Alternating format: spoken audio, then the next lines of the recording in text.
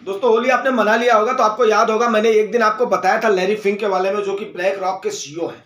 और वो मैंने ऐसे ही नहीं बताया था कि उनका मूव जो है ना वो काफी सारे मूव को प्रभावित कर सकता है, ठीक है ना।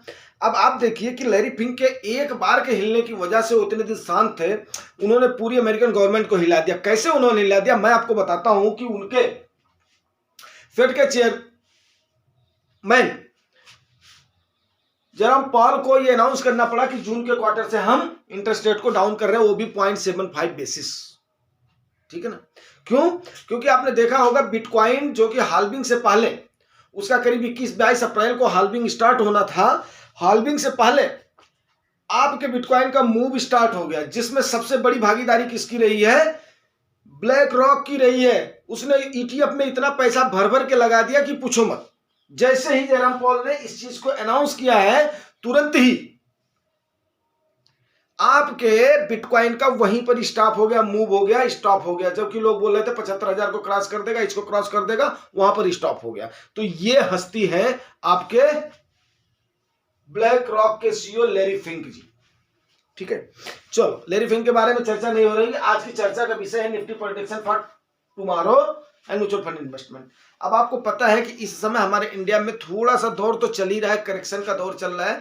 आपने अपने पोर्टफोलियो का रिव्यू जरूर किया होगा। हमने तो आज बैठ करके आराम से होली खेल के आने के बाद में रिव्यू किया, और उसमें जितना मेरा लॉस हो रहा था उससे कहीं ज्यादा मैंने क्या किया है, उसमें चंक अपना धीरे धीरे करके डाल दिया है, ठीक है ना। जनवरी से लेकर के मार्च तक हमने एनालिसिस किया हुआ है। तो आपको हमने बताया था जितना जितना आपके इन्वेस्टमेंट को घाव लगता है, आप उसको एक बात समझिए कि वो आपने उसको एक पौधे के रूप में लगाया हुआ। जैसे जैसे आप उसको सींचोगे ना, सींचना मीन्स जब जब उस पर घाव लगती है, चोट पड़ती है, वहां वहां पे आपने उसको सींचते जाना है। ये आपको मेथोडोलॉजी अपनानी है। जितनी घाव लगती है उतने अच्छे से उसका ट्रीटमेंट करना है। उसका ट्रीटमेंट सिर्फ और सिर्फ एक ही है कि जब जब उसको डाउन होता है तब तब आपने उसमें क्या करना है, रिफिल कर देना है, रिफिल कर देना है।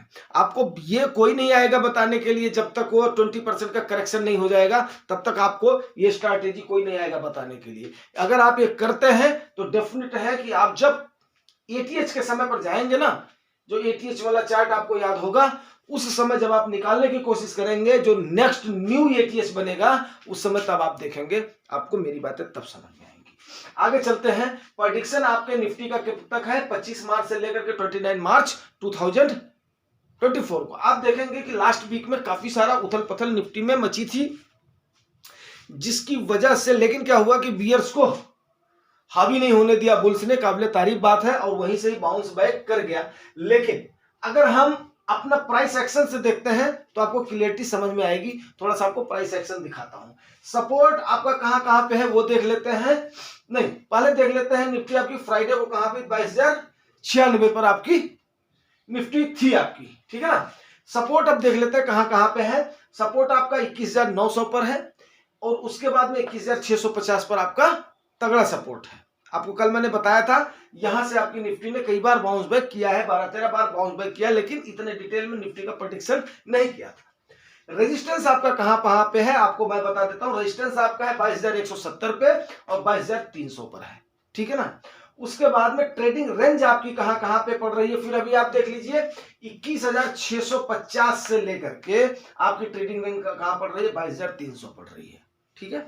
ये आपका ट्रेडिंग रेंज हो रहा है। निफ्टी के मूव को इस समय आपको देखना बहुत ही जरूरी है अगर आप उसमें कुछ पैसा डालना चाह रहे हैं। क्यों? क्योंकि अभी आपका टाइम करेक्शन मोड में तो मार्केट थी। अब प्राइस करेक्शन मोड में देख करके आपने कुछ ना कुछ डालना, क्योंकि 3 महीना बीत गया, जनवरी से लेकर के मार्च तक आपकी निफ्टी ने कुछ भी खास नहीं करा है। तो सो भाई ऐसे समय पर आपने इन चीजों को देखना है। हमेशा के लिए मैं नहीं बोलता हूं because you are not a trader, you are investor, but आपको अपनी एनएबी का अप डाउन का मूव करने के लिए क्या होता है, एनएबी में बेशक कोई फर्क पड़े या ना पड़े, लेकिन उसके जो शेयर्स होते हैं उनमें थोड़ा बहुत जरूर फर्क पड़ जाता है। इसकी वजह से हमें उस पर एक्शन लेना ही चाहिए, क्योंकि 3 महीने हो गए हैं आपका।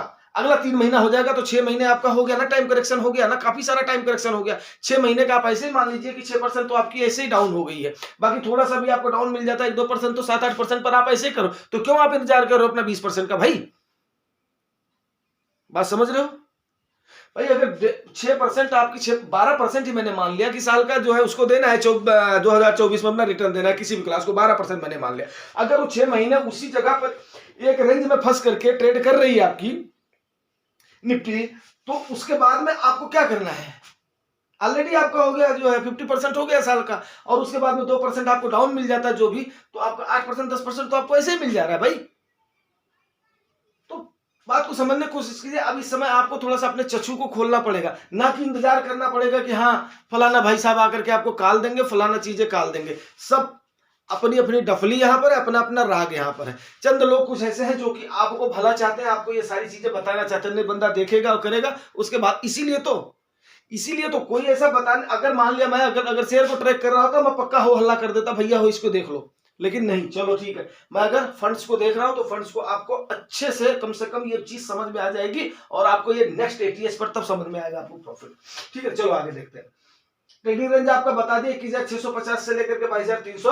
अगर ये ब्रेक करता है 22,300 से एबव में, तो आप ये मान करके चलिए कि सीधा जाएगा 22,500, नहीं तो 22,800 पर जाएगा।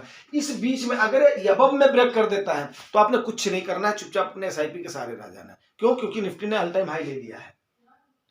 अगर ये बिलो ब्रेक करता है तो 21,400 से, अगर 21,650 से बिलो, ये अगर 21,650 का जो इसका ये है ना सपोर्ट है, इसको अगर ये ब्रेक कर देता है बिलो की तरफ, ठीक है ना, तो 21,400 नहीं तो 21,300 पर आपको मिलेगा।